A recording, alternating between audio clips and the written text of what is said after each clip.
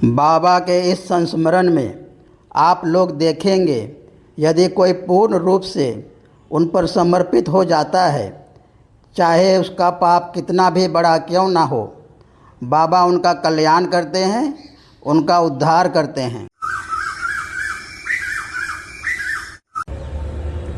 नमस्कार।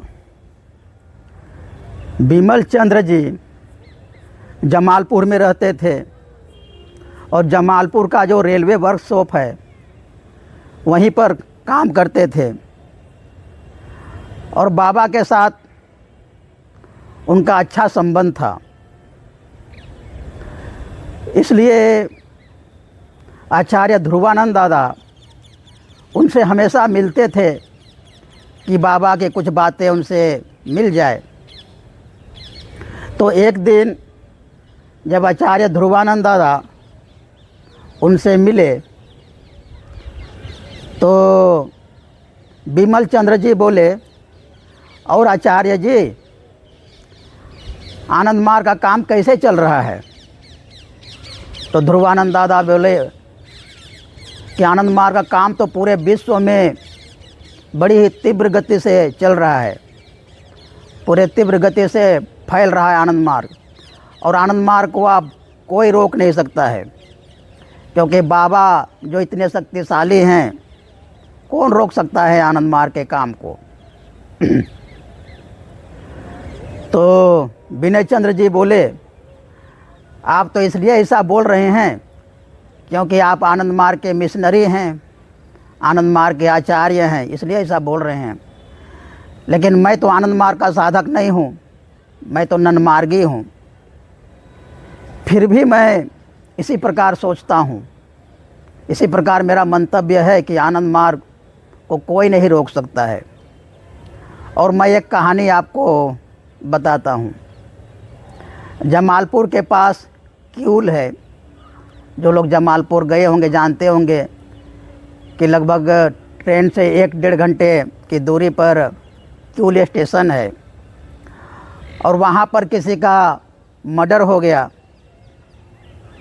और उस मर्डर का चार्ज जो जमालपुर का रेलवे वर्कशॉप में जो लड़का काम करता है, एक लड़का काम करता था, उस पर लगा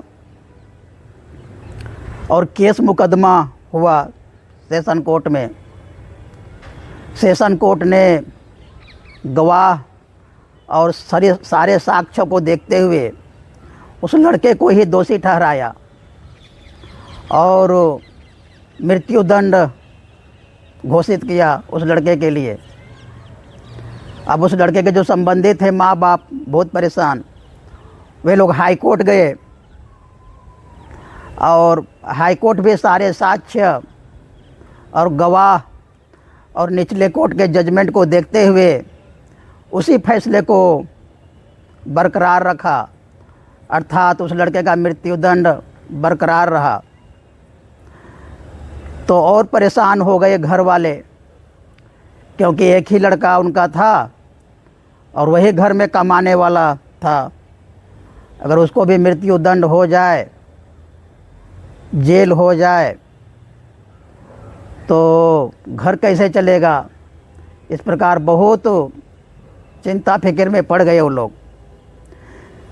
तो किसी ने उनको बाबा के बारे में बताया कि आनंद मार्ग के प्रवर्तक हैं प्रभात दा बाबा श्री श्री आनंद मूर्ति जी, आप उनके पास जाइए और वही कुछ कर सकते हैं, और बाकी तो कोई उपाय नहीं दिख रहा है।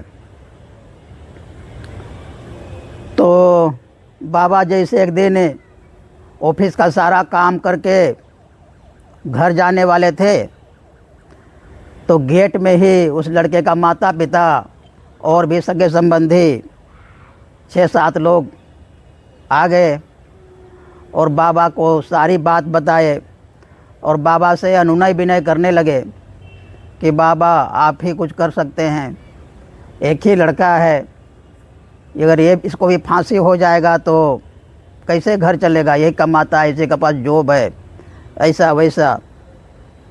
और बाबा को उन्होंने सारी सच बातें बता दिया, सारी घटना सही सही उन्होंने बता दिया कि किस परिस्थिति में ये सब चीज़ें हुई। तो बाबा बोले कि देखो जी, मैं तो एक अदना सा आदमी हूँ, इसमें मैं क्या कर सकता हूँ, मैं कुछ नहीं कर सकता हूँ। मेरे पास तुम लोग बेकार ही आए, मैं कुछ नहीं कर सकता हूँ केस में।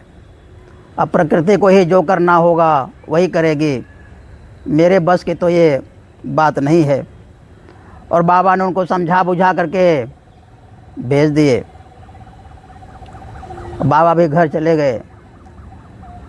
दूसरे दिन ठीक उसी समय जब बाबा ऑफिस से निकल रहे थे, फिर वो लोग आ गए वहाँ पर, और अनुनय विनय करने लगे उसी प्रकार से कि बाबा आप कुछ कीजिए, आपके लिए कुछ बड़ी बात नहीं है, आप चाहे तो क्षमा कर सकते हैं, आप चाहेंगे तो मेरे बच्चे को बचा सकते हैं फांसी की सज़ा से।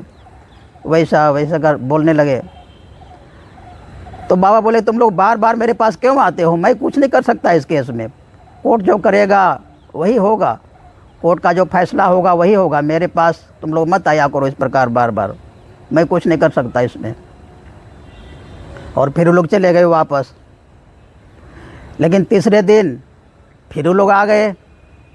जब बाबा का ऑफिस ख़त्म हुआ, फिर वो लोग गेट पर आ गए और फिर एकदम हाथ जोड़ करके गिड़गिड़ाने लगे, एकदम बाबा से एकदम विनती करने लगे और कातर दृष्टि से बाबा को देखने लगे। तो बाबा तो ठहरे आशुतोष, और वो पिघल जाते हैं तुरंत ही। तो बाबा बोले ठीक है जी, तुम लोग इस केस को सुप्रीम कोर्ट में मूव करो, वहाँ पर देखते हैं। तो लोग उस केस को सुप्रीम कोर्ट में ले गए, और सुप्रीम कोर्ट में जिस दिन हियरिंग होना था उस दिन एक नया गवाह आ गया, पेश हो गया, और उसने बताया कि जिस दिन मर्डर हुआ उस दिन तो ये वही रेलवे ऑफिस में था, रेलवे कारखाना में था। तो यहाँ से जा कर के उसको मर्डर करके फिर से वापस यहाँ पर आ कर के अपने काम ज्वाइन करना, ये तो किसी ही प्रकार से संभव नहीं है। ये अब कैसे मर्डर कर सकता है, जाके मर्डर किया और चुपचाप आकर के यहाँ पर अपना काम पर लग गया, ये तो हो नहीं सकता है। तो इस बात को जज ने ध्यान दिया और उसको फिर बरी कर दिया, फांसी की सज़ा थी उससे बरी कर दिया। तो घर वाले बहुत खुश हुए। जब ये बात पता चली बिमल चंद्र जी को, तो बिमल जी बाबा के पास आए और बाबा को बोले कि बाबा आप तो बोलते थे कि हर एक एक्शन का रिएक्शन होता है, हर एक कर्म का प्रतिकर्म होता है, और प्रकृति किसी को माफ़ नहीं करती है, और बुरा कर्म का प्रतिकर्म जितना देर से आता है उसका फल तो और बुरा होता है बाद में। तो इस केस में क्या हुआ, आप तो जानते हैं कि उस लड़के ने मर्डर किया था, तो यहाँ पनिशमेंट कहाँ है, उस लड़के को पनिशमेंट कहाँ मिला। तो बाबा ने बताया कि देखो जी, इस केस में इस लड़के का कुछ पनिशमेंट को मैं ले लिया, और इसीलिए देखो मेरे पैर में एक कांटा लग गया है और इससे कुछ खून निकला है। प्रकृति और हमको कितना दंड दे सकती है, प्रकृति और हमको क्या कर सकती है, और लड़के को भी बाद में कुछ ना कुछ इसका दंड मिलेगा अलग रूप में। तो इस प्रकार बाबा बताए बिमल चंद्र जी को। तो इसलिए बाबा श्री श्री आनंद मूर्ति जी वो आशुतोष हैं, वो कल्याण सुंदरम हैं। जो भी उन पर विश्वास करते हैं उन पर पूर्ण रूप से समर्पण कर देते हैं। इस प्रकार के सैकड़ों घटनाएं हैं जहाँ पर बाबा ने प्रकृति के नियम कानून कायदे को किनारे रख करके लोगों का कल्याण किया है, लोगों का भला किया है। क्योंकि प्रकृति भी तो परमात्मा के अंडर में ही है। हम लोग आनंद सूत्र में देखते हैं कि शक्ति सा शिवस्य शक्ति, ये जो शक्ति है, ये जो प्रकृति है, ये तो परमात्मा के अंडर में ही है, शिव के अंदर में है, अधीनस्थ है। तो इसलिए जब परमात्मा को कुछ कल्याण करना होता है, लोगों का भला करना होता है, तो वो प्रकृति से परे भी जा कर के, प्रकृति के नियम कानून कायदे से आगे भी जा कर के उन लोगों का कल्याण करते हैं, जैसा कि इस केस में बाबा ने किया।